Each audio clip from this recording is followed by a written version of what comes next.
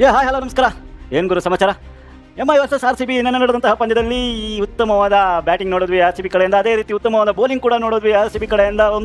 ಒಂದೊಳ್ಳೆ ಪಾರ್ಟ್ನರ್ಶಿಪ್ಗಳು ನೋಡಿದ್ವಿ RCB ಕಡೆಯಿಂದ. ಆ್ಯಂಡ್ ಒಂದು ಹಿಸ್ಟ್ರಿ ಕೂಡ ನೋಡಿದ್ವಿ. 10 ವರ್ಷ ಆದಮೇಲೆ ವಾಂಕಡೆಯಲ್ಲಿ ಮುಂಬೈ ವಿರುದ್ಧ ಗೆದ್ದಂತಹ ಒಂದು ಹಿಸ್ಟ್ರಿ. ಈ ಒಂದು ಸೀಸನ್ 18ನಲ್ಲಿ ಬರೀ ಹಿಸ್ಟ್ರಿಗಳೇ ಕ್ರಿಯೇಟ್ ಮಾಡ್ತಾ ಇದ್ದಾರೆ. ರೀಸೆಂಟಾಗಿ ಚಪಕಲ್ಲಿ ಗೆದ್ದಂಥದ್ದಿರ್ಬೋದು, ಇವಾಗ ನಿನ್ನೆ ಗೆದ್ದಂತಹ ವಾಂಕಡೆಯಲ್ಲಿ 10 ವರ್ಷ ಆದಮೇಲೆ ಗೆದ್ದಂಥದ್ದಿರ್ಬೋದು, ಒಂದು ಹಿಸ್ಟ್ರಿ ಕ್ರಿಯೇಟ್ ಮಾಡ್ತಾ ಇದ್ದಾರೆ ಅಂತಲೇ ಹೇಳ್ಬೋದು RCB ಅವರು.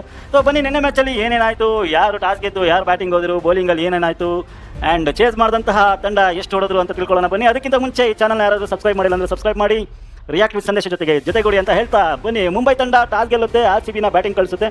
ಬ್ಯಾಟಿಂಗ್ ಬಂದಂತಹ RCB ಮೊದಲನೇ ಓವರಲ್ಲೇ ದೊಡ್ಡ ಶಾಕ್ ಕೊಡುತ್ತೆ ಮುಂಬೈ ತಂಡ ಅಂತಲೇ ಹೇಳ್ಬೋದು. ಎಸ್, RCB ಬ್ಯಾಟಿಂಗ್ ನಮ್ಮ ಪಿಲ್ ಸಾಲ್ಟ್ ಮತ್ತು ವಿರಾಟ್ ಕೊಹ್ಲಿ ಅವರು ಓಪನಿಂಗ್ ಬಂದಾಗ ಬೋಲ್ಟ್ ಅವರ ಮೊದಲನೇ ಬಾಲಿಗೆ ರಪ್ ಅಂತ ಹಬ್ಬಿದಂಥ ಬಾಲಿಗೆ ಪಟ್ಟಂತ ಹೊಡಿತಾರೆ ನಮ್ಮ ಪಿಲ್ ಸಾಲ್ಟ್ ಅವರು.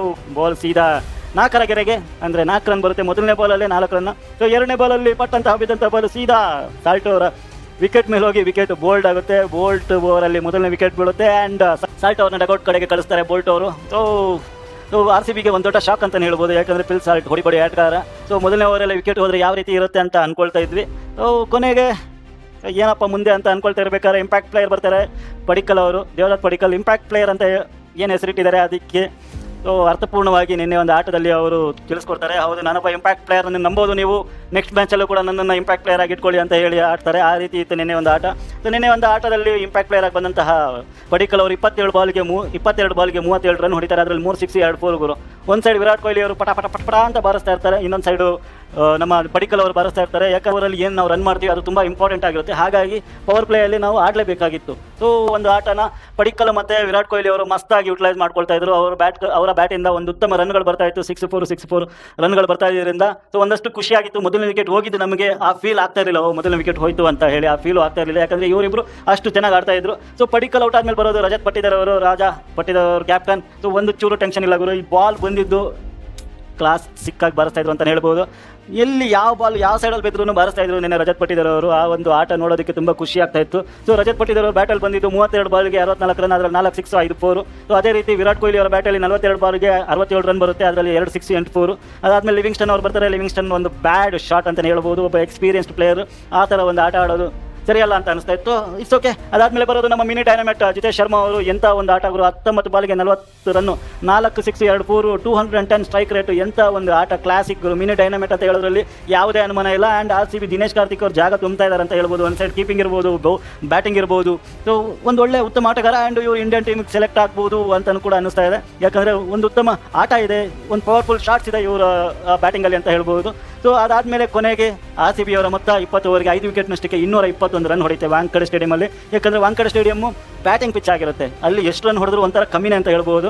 ಆ್ಯಂಡ್ ಚೇಸ್ ಮಾಡೋರಿಗೆ, ಬ್ಯಾಟ್ಸ್ಮನ್ಗಳಿಗೆ ಅದು ಒಂದು ಅವರ ತವರ್ ಮನೆ ಪಿಚ್ ಥರನೇ ಅಂತಲೇ ಹೇಳ್ಬೋದು. ಯಾರೇ ಅಲ್ಲಿ ಬ್ಯಾಟ್ಸ್ಮನ್ಗಳು ಬಂದರೆ ಅವರಿಗೆ ಸಲೀಸಾಗಿ ವಾಂಕಡೆ ಸ್ಟೇಡಿಯಮಲ್ಲಿ ಬ್ಯಾಟ್ಸ್ಮನ್ಗಳು ರನ್ ತಗೊಳ್ತಾರೆ.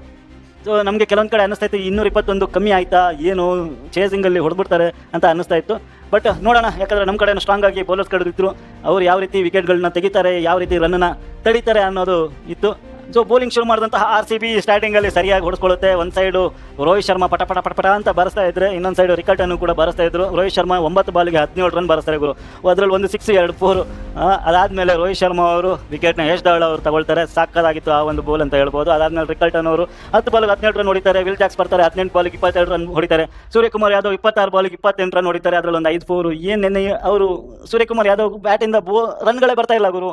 ಅವ್ರು ಬರೀ ಒಂದೇ ಥರ ಶಾಟ್ಗೆ ಟ್ರೈ ಮಾಡ್ತಾ ಇದ್ರು ಸುಯೇಶ್ ಅವರು ಬೌಲಿಂಗಲ್ಲಿ. ಸೊ ಅದು ಅನ್ನೆಸೆಸರಿ ಅಂತ ಅನ್ನಿಸ್ತೈತೆ. ಅದರಲ್ಲೂ ಕೂಡ 2 ಸತಿ ಸ್ಕೈ ಏನವರು ಆಕಾಶಕ್ಕೆ ಎಗರಿಸುವಂಥ ಬಾಲ್ಗಳು ನೋಡಬೇಕು, ಬಟ್ ಅದು ಕೂಡ ಮಿಸ್ಫೀಲ್ಡ್ ಮಾಡಿ 2 ಕ್ಯಾಚ್ ಮಿಸ್ ಮಾಡಿ ಜೀವದಾನ ಸಿಕ್ಕಿದ್ರು ಅವ್ರ ಬ್ಯಾಟಿಂದ ರನ್ ಬರಲಿಲ್ಲ ಅಂದಾಗ ಮುಂಬೈ ಅವರಿಗೆ ಆಬ್ವಿಯಸ್ಲಿ ಬೇಜಾರಾಗೇ ಆಗುತ್ತೆ. ಸೊ ಅವರ ಬ್ಯಾಟಲ್ಲಿ ಬಂದಂತಹ ಮೊತ್ತ 26 ಬಾಲ್ಗೆ 28 ರನ್ನು. ಸೊ ಎಲ್ಲೂ ಸಾಕಾಗಲಿಲ್ಲ, ಯಾಕಂದರೆ ಅಷ್ಟೊತ್ತಿಗೆ ಮುಂಬೈ ಫ್ಯಾನ್ಸ್ ಅವರು ಆಲ್ರೆಡಿ ಹೋಪ್ ಬಿಟ್ಟಿದ್ರು, ಯಾಕಂದರೆ RCB ಆ ರೀತಿ ಬೋಲ್ ಮಾಡ್ತಾ ಇತ್ತು, ಆ ರೀತಿ ರನ್ನ ತಡಿತಾ ಇತ್ತು ಅಂತ ಹೇಳ್ಬೋದು. ಅದಾದಮೇಲೆ ತಿಲಕ್ ವರ್ಮಾ ಬರ್ತಾರೆ. ತಿಲಕ್ ವರ್ಮಾ ಬಂದ ಮೇಲೆ ಇಡೀ ಮ್ಯಾಚೇ ತಿರುಗಿ ಬೀಳುತ್ತೆ.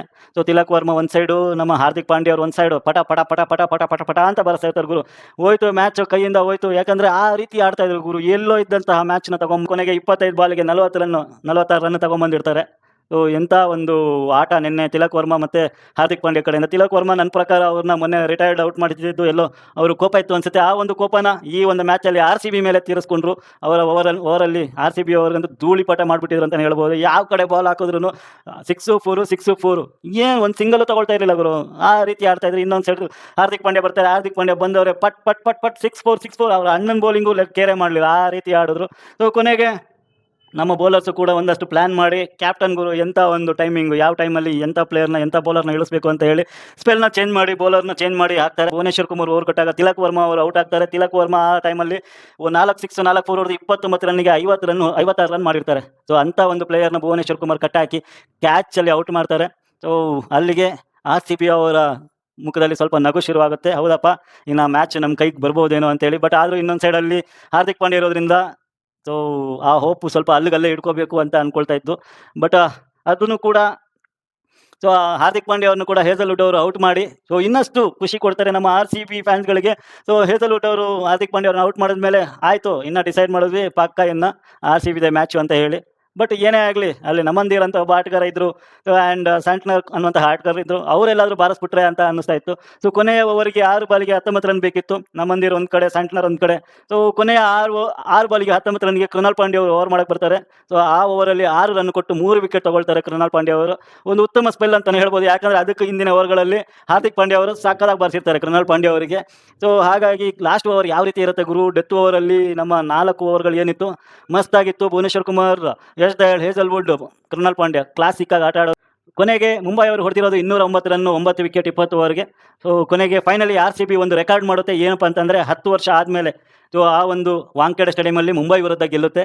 ಸೊ ಕೊನೆಯ ಲಾಸ್ಟ್ 6 ಮ್ಯಾಚ್ಗಳು ಏನಿತ್ತು ಸೊ ಎಲ್ಲ ಸೀಸನ್ ಸೇರಿಸಿ 10 ವರ್ಷದಲ್ಲಿ ಸೊ ಆ ಒಂದು ಸ್ಟೇಡಿಯಮಲ್ಲಿ ಮುಂಬೈ ಮೇಲೆ ಗೆದ್ದಿರಲಿಲ್ಲ ಅಂತ ಇತ್ತು. ಆ ಒಂದು ರೆಕಾರ್ಡ್ನ ಬ್ರೇಕ್ ಮಾಡಿ ಸೊ ಈ ಸತಿ RCB ಗೆಲ್ಲುತ್ತೆ. ಸೊ ತಮ್ಮ 3ನೇ ಪಂದ್ಯನ ಗೆದ್ದಂತಹ RCB ಒಟ್ಟು 4 ಮ್ಯಾಚ್ ಆಗುತ್ತೆ. 4 ಮ್ಯಾಚಲ್ಲಿ 3 ಮ್ಯಾಚ್ ಗೆಲ್ಲುತ್ತೆ, 1 ಮ್ಯಾಚು ಹೋಮ್ ಗ್ರೌಂಡಲ್ಲೇ ಸೋಲುತ್ತೆ.